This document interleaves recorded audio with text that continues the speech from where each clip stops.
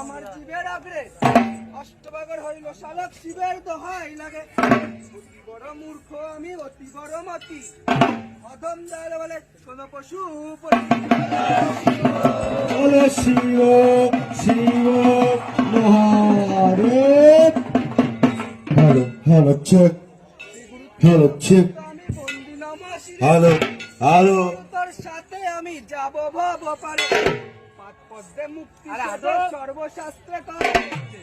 গুরু চরণ নিলে যাবে যম ভাই, প্রথমে বন্দি বসন দেব ত্রিজ্ঞ দিয়া।